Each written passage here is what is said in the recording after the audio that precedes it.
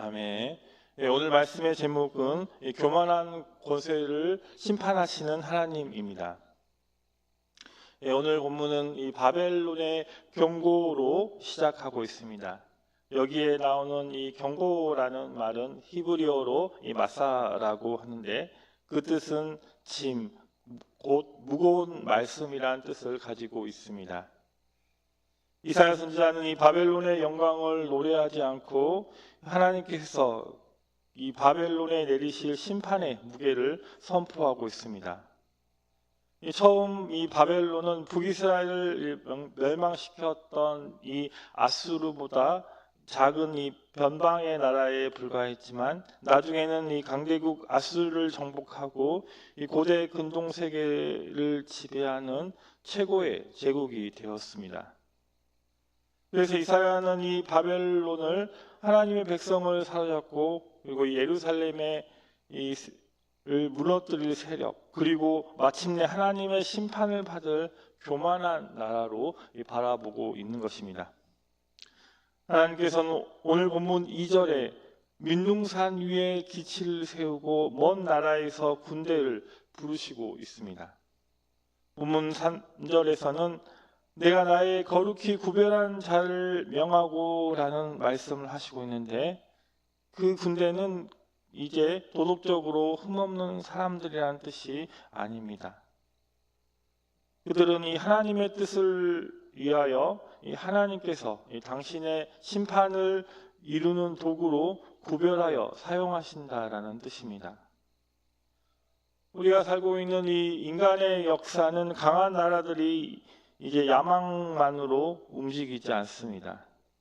왕들의 계획과 군대가 또 전진하고 한 나라의 흥망성쇠 너머에는 모든 민족을 다스리시는 이 하나님의 주권이 있습니다. 여기서 우리는 인간의 생사화복뿐만 아니라 세계 모든 나라의 흥망성쇠까지 주관하시는 이 하나님의 모습을 이제 보게 되는데 사람 눈에 보이지 않지만 세상 모든 주권이 하나님께 있음을 깨닫게 됩니다. 우리는 눈앞에 권력의 그리고 돈 그리고 국제정세와 이 사회의 흐름을 보면서 이 세상이 인간의 손에만 달려있는 것처럼 느낄 때가 많습니다. 그러나 하나님은 열방을 부르시고 물러가게 하시고 또한 인간이 또한 교만으로 세운 탑을 무너뜨리십니다. 그러므로 세상은 인간이 다스리는 것이 아니라 이 하나님께서 세상을 통치하시고 계심을 믿으시기 바랍니다. 이사야 선지자는 이 본문 6절에서 너희는 애곡할지어다 여호와의 날이 가까웠으니 전능자에게서 멸망이 임할 것이미로다 이렇게 외치고 있습니다. 여기 나오는 이 여호와의 날은 하나님께서 역사 속에 결정적으로 개입하셔서 심판하시고 자기 통치를 드러내시는 날을 가리키고 있습니다. 이는 단지 먼 미래의 마지막 심판만을 가리키지 않습니다. 바벨론을 향한 이 구체적인 심판을 먼저 말씀하시면서 동시에 모든 교만한 권세를 향한 이 하나님의 주권적 심판을 바라보게 하는 말씀인 것입니다. 그날이 오게 되면 이 본문 7절에 모든 사람의 손에 힘이 풀리고 모든 사람의 마음은 녹을 것이라고 말씀하고 있습니다.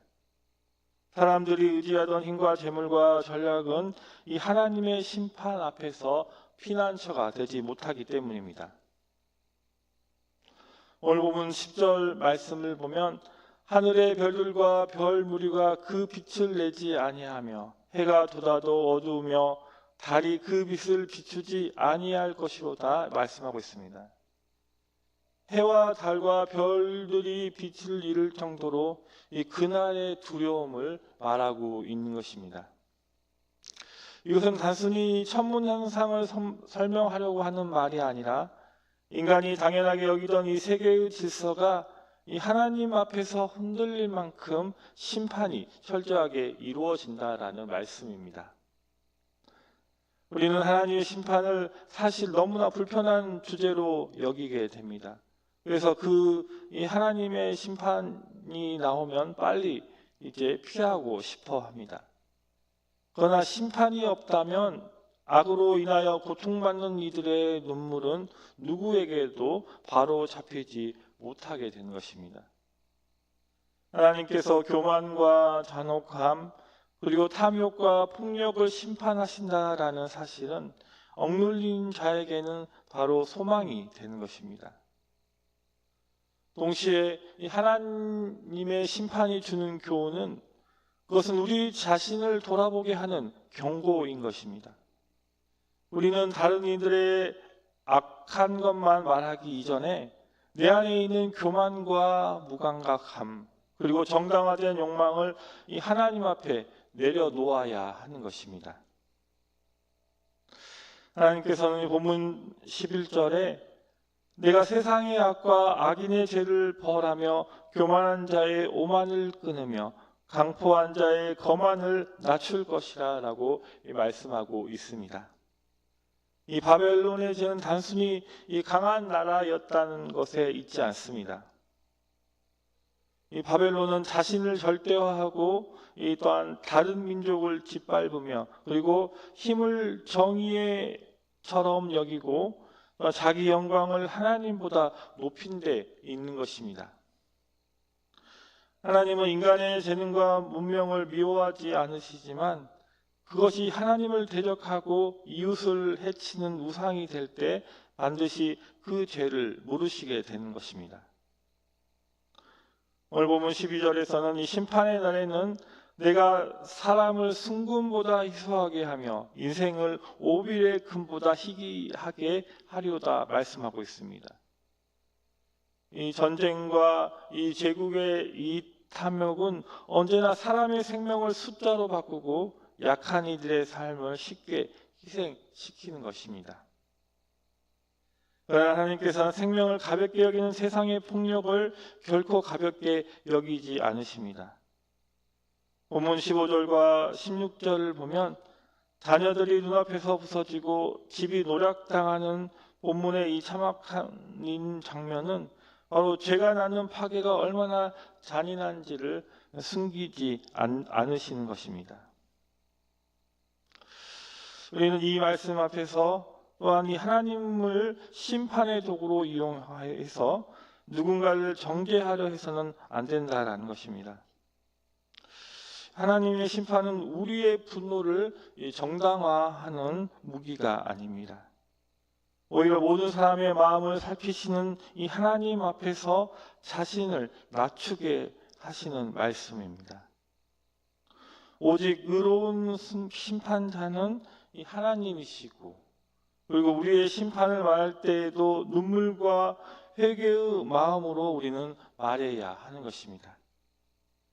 하나님께서는 교만한 자를 낮추시지만 겸손히 죄를 고백하고 자비를 구하는 자를 외면하지 않으심을 믿으시기 바랍니다. 본문 17절을 보면 하나님은 메대 사람들을 일으켜 바벨론을 치게 하겠다라고 말씀하십니다. 여기서 메대 사람은 은을 중히 여기지 않고 금을 기뻐하지 않는 세력으로 말씀하고 있습니다. 이 바벨론이 강성해지면서 이제 축적하게 된 재물과 또 찬란한 문화들 그리고 견고한 성벽은 그들의 멸망을 결코 막아주지 못할 것입니다.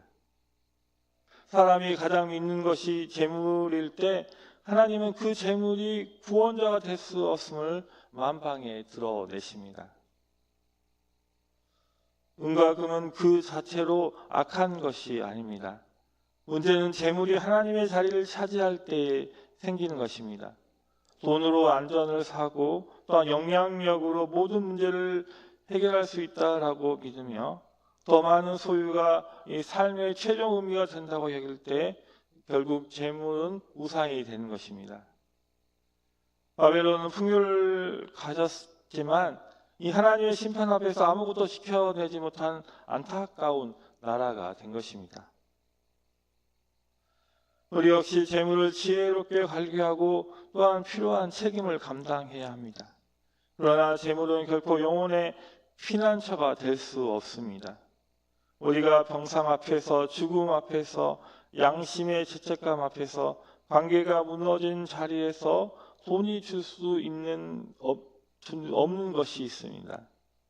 바로 오직 하나님만이 우리의 피난처가 되신다는 것입니다. 그리스도께서는 세상의 풍요를 붙드시지 않으시고 가난해 지심으로 우리를 풍성하게 하셨습니다. 그러므로 성도는 소유를 움켜쥐는 사람이 아니라 받은 것을 이 하나님의 나라의 선함과 이웃사랑을 위해서 사용하는 이 청지기가 되어야 하는 것입니다. 오늘 보면 또한 19절을 보면 바벨론은 이제 열국의 영광이요 갈대아 사람의 자랑하는 놀이개였다라고 말씀하고 있습니다.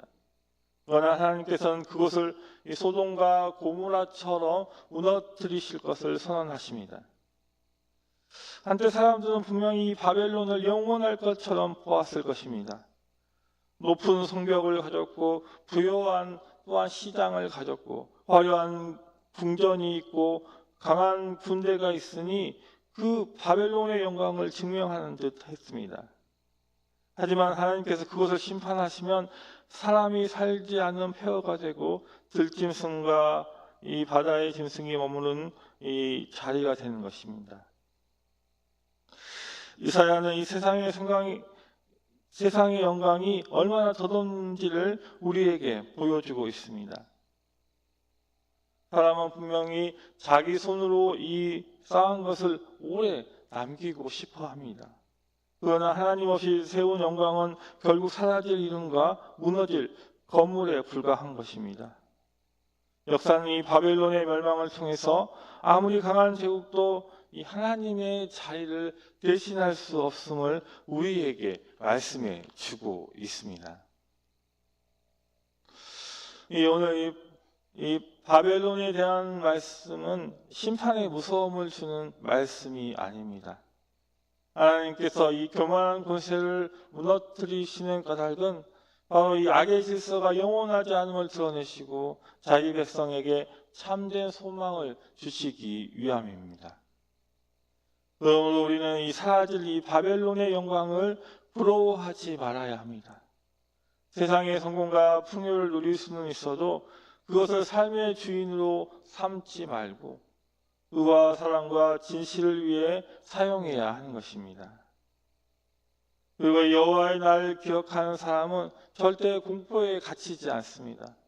오히려 죄에서 돌이키고 그리스도의 십자가 아래 피하고 결코 흔들리지 않은 이 하나님의 나라의 소망 가운데 살아가게 되는데, 우리마다 하나님을 의지하며 소망 가운데 살아가시는 성도님들이 되시기를 주님의 이름으로 축복합니다. 기도하시겠습니다. 하나님 아버지, 우리들의 불순종과 허물에도 불구하고 우리를 버리지 않으시고 끝까지 사랑하시며 인도하심을 주시니 감사합니다. 하나님 아버지, 교만은 패망의 선봉이라고 말씀하셨는데 이 바벨론이 강성하게 되었을 때 하나님으로부터 얻은 힘을 자신들의 욕망의 도구로 사용해서 하나님을 무시하는 교만함을 보여주어서 결국 바벨론이 멸망의 길로 나아간 것을 기억합니다. 이 같은 어리석음을 반복하지 않도록 하나님께서 우리 인생의 주인이심을 잊지 않게 하여 주시옵소서. 우리도 우리의 손에 쥔 것을 내려놓고 버림으로 누군가에게 영원한 생명과 참 기쁨을 전달할 수 있는 하나님의 도구와 축복의 통로가 되게 도와주시옵소서. 예수님의 이름으로 기도드립니다. 아멘.